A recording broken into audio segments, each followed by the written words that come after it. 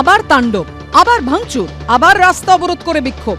Supreme কোর্টের কড়া বার্তার পরও আবার সেই একই ছবি।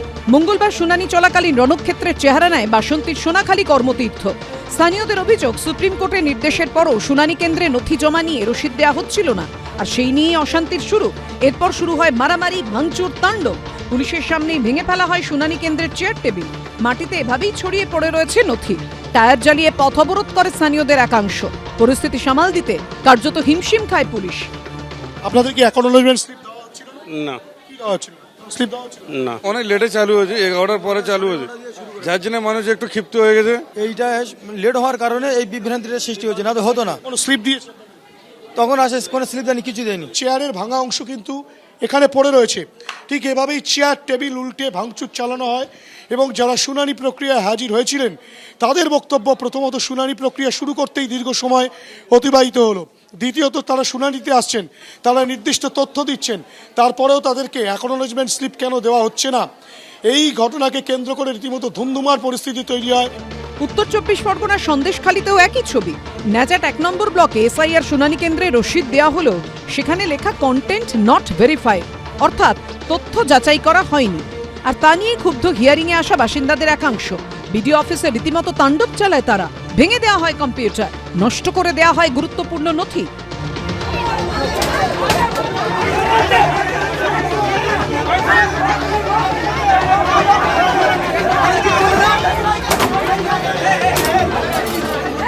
আমাদের হিয়ারিং চলছিল 53-57 ওয়ার্ডের হাটগাছি গ্রাম পঞ্চায়েতে।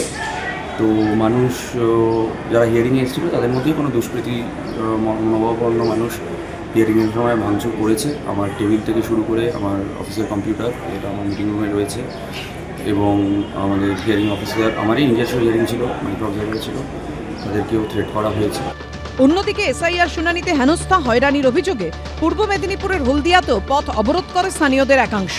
হলদিয়ার দেবক গ্রাম পঞ্চায়েতে জামবেড়িয়া বাজার এলাকায় রাস্তায় কাঠের গুঁড়ি ফেলে পথ অবরোধ করা হয়। এদিকে দক্ষিণ 24 পরগনার ঢোলাহাটের 6 জায়গায় পথ অবরোধ করা হয়। এসআইআর শুনানিতে হয়রানির অভিযোগে সকাল 9টায় ঢোলাহাটের মাদারপাড়ায় টায়ার জ্বালিয়ে রাস্তায় গাছের গুঁড়ি ফেলে বিক্ষোভ দেখান স্থানীয়রা।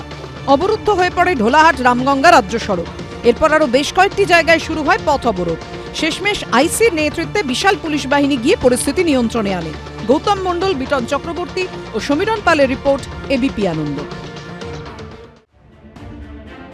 সুপ্রিম কোর্টের নির্দেশের পরেও এসআইআর শুনানি ঘিরে দিকে দিকে অশান্তি, ভাঙচুর, তাণ্ডব, সরকারি সম্পত্তি নষ্ট। মুর্শিদাবাদের ফারাক্কা দিয়ে যার শুরুটা হয়েছিল, চারদিকে তা চলছেই, থামছে না, থামার কোনো লক্ষণ নেই। আর এরই মধ্যে হুমকির সুর শোনা গেল ফারাক্কার তৃণমূল বিধায়কের গলায়, যার উপস্থিতিতে কয়েকদিন আগেই বিডিও অফিস ভেঙে চুরমার করে দেওয়া হয়েছিল।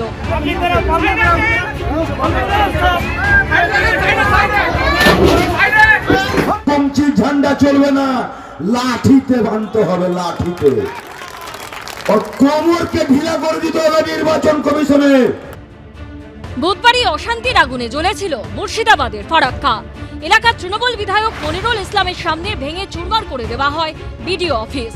5 দিন কেটে গেলেও এখনো তৃণমূল বিধায়ককে ছোঁয়নি পুলিশ।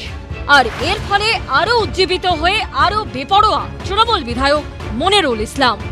সোমবার ফারাক্কায় প্রকাশ্য সভায় নির্বাচন কমিশনকে হুমকি দিতে দেখা গেল তাকে।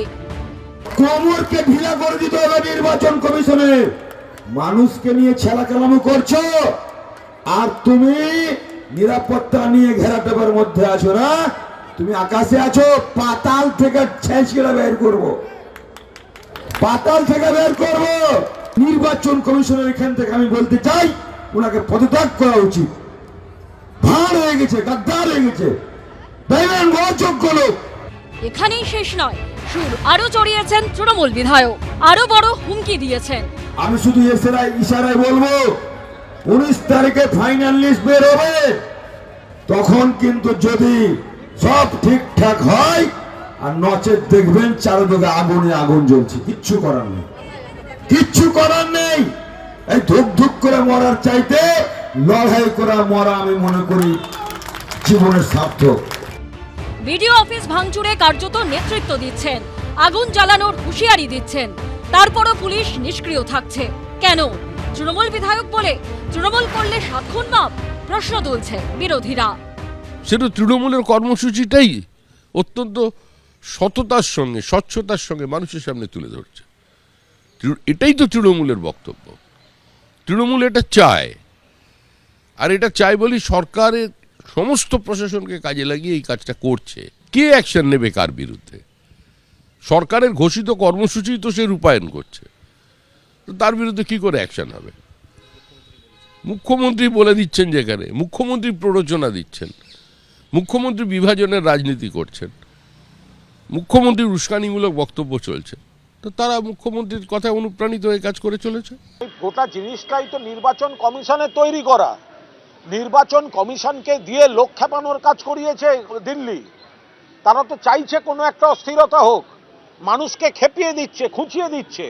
এই গোটা জিনিসটার জন্য দায়ী নির্বাচন কমিশন আর বিজেপি। এসআইএন নিয়ে মানুষ হয়রানির মুখে পড়ে অত্যন্ত ক্ষুব্ধ এবং ক্ষিপ্ত হয়ে আছেন। আমরা নিশ্চিতভাবে সকলকে অনুরোধ করছি যে দেখুন, কোনো জায়গায় আইন নিজের হাতে নেবেন না।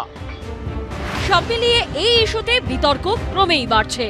বিজেন্দ্র সিংহ, আশাবুল হোসেন ও রাজীব চৌধুরীর রিপোর্ট, এবিপি আনন্দ। এবিপি আনন্দ, এগিয়ে থাকে, এগিয়ে রাখে।